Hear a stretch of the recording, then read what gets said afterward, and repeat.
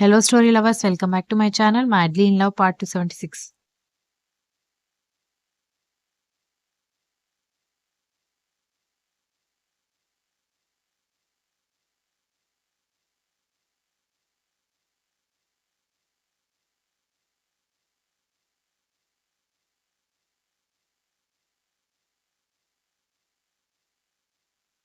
వసుంధర పునీత్ కనిపించడంతో దక్ష అత్త ఎలా ఉన్నావు అని అడుగుతూ దగ్గరికి వెళ్ళడంతో సౌజన్య కోపంగా లోపలికి వెళ్ళి లగేజ్ ప్యాక్ చేస్తూ ఉండగా ప్రవీణ్ లోపలికి వెళ్ళి ఏం చేస్తున్నావు అని అడగడంతో కనిపించడం లేదా బట్టలు ప్యాక్ చేసుకుంటున్నాను, మీరు కూడా రెడీ అవ్వండి వెళ్దాం అనగానే ఎక్కడికి అని అడిగాడు ప్రవీణ్ వెటకారంగా.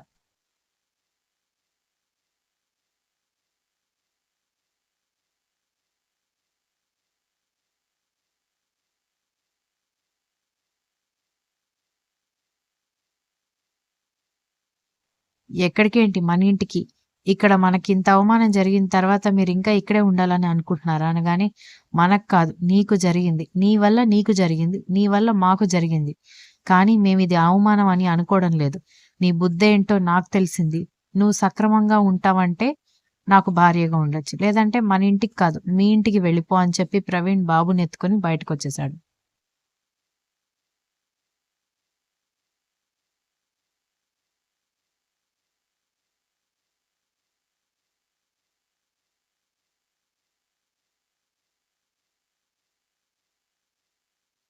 వసుంధర పునీత్ నవ్వుతూ మాట్లాడుతూ ఉంటే పునీత్ అంటే వీడేనా అని కర్ణ అనుకుంటూ ఉండగా, హలో బ్రదర్ ఎలా ఉన్నారు? ఏంటి బ్రదర్ దాని భాగాన్ని తీసుకొచ్చేశారు. ఎక్కడ ఉంది, ఎలా ఉంది, ఏంటో ఏమీ ఎంక్వైరీ చేయరా? మాకెలా తెలుస్తుంది? మేమెంత కంగారు పడ్డామో తెలుసా?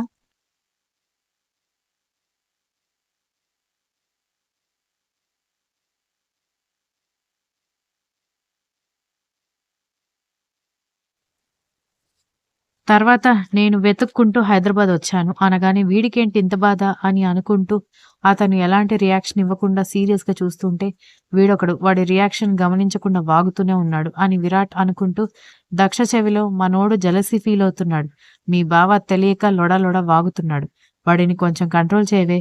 లేదంటే జెలసీతో మనవాడు తగలబడిపోయేలా ఉన్నాడు అనగానే కర్ణ వైపు ఓరగా చూసింది దక్ష.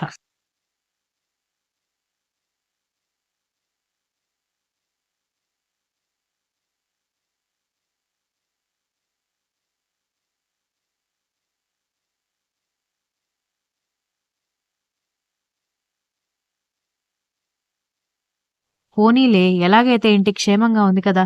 జ్ అరిగిపోయిన టేప్ రికార్డర్ లాగా అది వెళ్ళిపోయిన రోజు నుంచి ఒకటే పాట పాడుతున్నావు.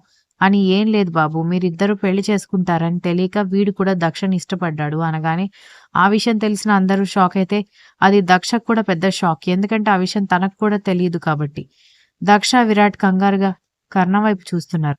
ఇంచుమించు దీక్షిత, విరాజ్, వీక్ష కూడా అలాగే కంగారుగా చూస్తూ ఉంటే బామ్మ కూడా కంగారు పడి, అమ్మాయి అలసిపోయి ముంబై నుంచొచ్చారు కదా! కొంచెం రెస్ట్ తీసుకోరాదూ అనగానే, అది కాదు పెద్దమ్మగారు అని అంటూ ఉంటే, అవన్నీ తర్వాత మాట్లాడుకోవచ్చు.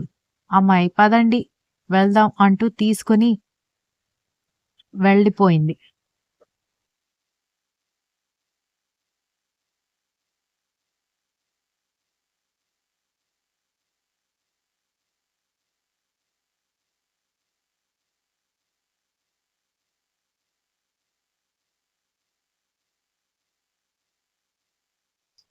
వసుంధర బామ్మగారితో లోపలికి వెళ్తూనే అక్కడే నారాయణ కనిపించడంతో, అత్తగారు ఒక్క నిమిషం అని అంటూ కళ్ళలో నీళ్లు కారుతుంటే నారాయణ దగ్గరికెళ్లడంతో, నారాయణ, ఇందిర కూడా ఆమెని కళ్ళల్లో నీళ్లతో చూస్తూ ఉన్నారు.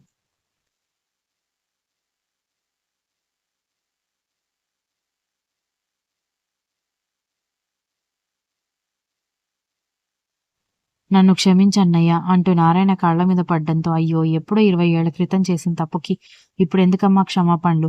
నేను కూడా చెల్లెల్ని అర్థం చేసుకోకుండా తప్పు చేశాను అనగానే, లేదులే అన్నయ్య, నువ్వు అర్థం చేసుకొని పిలవాలన్నా నేనెక్కడున్నానో, ఎలా ఉన్నానో నీకు తెలియాలి కదా!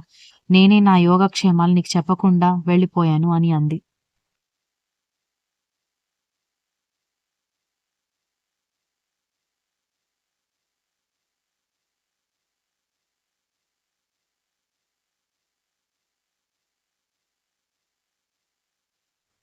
దక్ష వాళ్ళందరూ వాళ్ళని ఎమోషనల్‌గా చూస్తూ ఉంటేనే కర్ణ దక్ష చేతిని పట్టుకొని పక్కకి తీసుకొనెళ్ళి గోడకి లాక్ చేసి ఇంటెన్సిటీగా ఆమె వైపు చూస్తూ ఉంటే, "ఏంటండి అలా చూస్తున్నారు?" అనగానే, "ఏంటి వాడు నిన్నిష్టపడ్డాడు అని ఏదేదో వాగుతున్నాడు" అన్నాడు.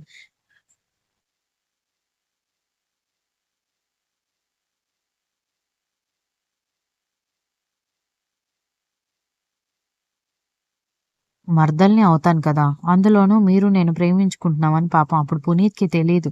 అందుకే ఇష్టపడి ఉంటాడు అనగానే, "అంటే వాడు నిన్నిష్టపడిన విషయం నీకు తెలుసా?" అనగానే, "లేదండి. ఇప్పుడు అత్త చెప్తేనే నాకు తెలిసింది.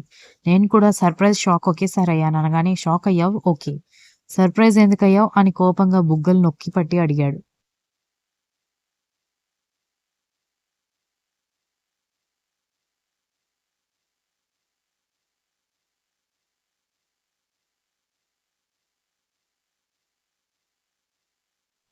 "ఎప్పుడూ నా దగ్గర అలా ప్రవర్తించలేదు కదండీ! అందుకే సర్ప్రైజ్ అయ్యాను" అని దక్ష చెప్పడంతో, "వాడితో దూరంగా ఉండు. వాడిని నీ పక్కన చూస్తే నాకు మెంటలొస్తుంది" అనగానే, "ఎందుకంట?" అని దక్ష చిలిపిగా అడిగింది. "ఏంటి కామెడీలు చేస్తున్నావా నాతో పాటు? నీ పక్కన ఎవరిని ఊహించుకోవాలన్నా నాకు మండుతుంది. ఆ ఉదయ్ గాడినే నేను క్షమించలేదు. వీడెవడే గొట్టంగాడు మధ్యలో" అని అన్నాడు.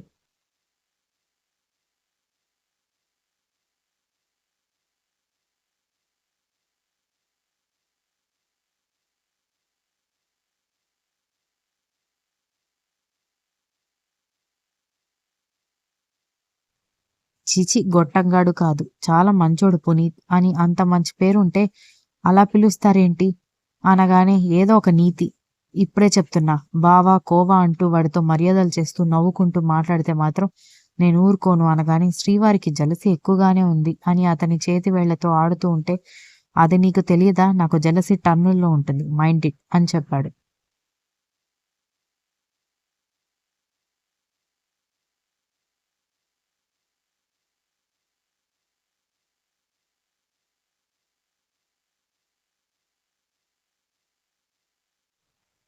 సరేలే అంత కుళ్ళుకోకండి అని దక్ష గోముగా చెబుతూ ఉంటే, సరే సరే నువ్విప్పుడు ఇంత వయ్యారంగా నాతో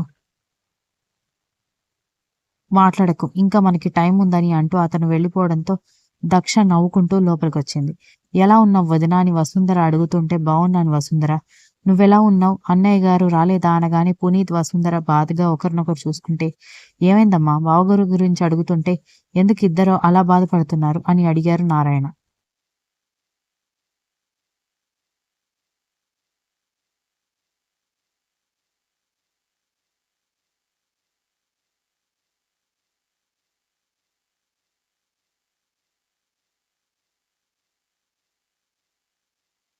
ఆయన నన్ను వదిలేసి పునీత్ పుట్టిన వెంటనే వెళ్ళిపోయారు అనగానే అందరూ షాక్ అయ్యి అదేంటి అని అడగడంతో అవును అనగానే అదేంటత్తా మావయ్య వేరే దగ్గర జాబ్ చేస్తూ ఉంటాడని చెప్పావు కదా అని అడిగింది దక్ష కూడా. నన్ను వదిలేసి వెళ్ళిపోయాడని చెప్పుకోలేక చెప్పడానికి మొహం చెల్లక అలా చెప్పుకున్నానే అని అనగానే బాధపడకండి అత్తయ్య. ఇప్పుడు మీరందరూ మా దగ్గరకు వచ్చేసారు కదా, మేమందరం మిమ్మల్ని జాగ్రత్తగా చూసుకుంటామని రక్ష అనగానే ఇదెవరు అని వసుంధర అయోమయంగా అడగడంతో నీకు తెలీదు కదా, దక్ష తర్వాత పుట్టిన ఆడపిల్ల అని చెప్పడంతో మొత్తం ఎంతమంది అని అడిగింది వసుంధర. ఐదుగురు అని చెప్పారు నారాయణ.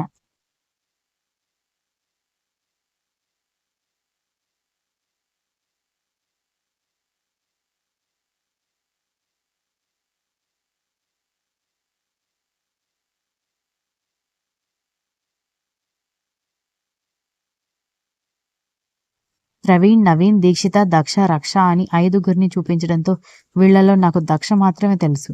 అంటే ఒక చెల్లెలు, అక్క, అన్నయ్యలు ఉన్నారు అని చెప్పింది గాని నేనే ఎక్కువగా దృష్టి పెట్టలేదనుకుంటా అంది ఆవిడ. సరే ఈ విషయాలన్నీ తర్వాత. ముందైతే నువ్వు వెళ్ళి రెస్ట్ తీసుకో. ప్రయాణం చేసి వచ్చావు కదా అనగానే నేను మాత్రం అత్తతో మాట్లాడను అని దక్ష అనగానే కర్ణ ఐబ్రో రైజ్ చేసి చూస్తూ ఉంటే ఎందుకే నేనేం చేశాను అని అడిగింది వసుంధర.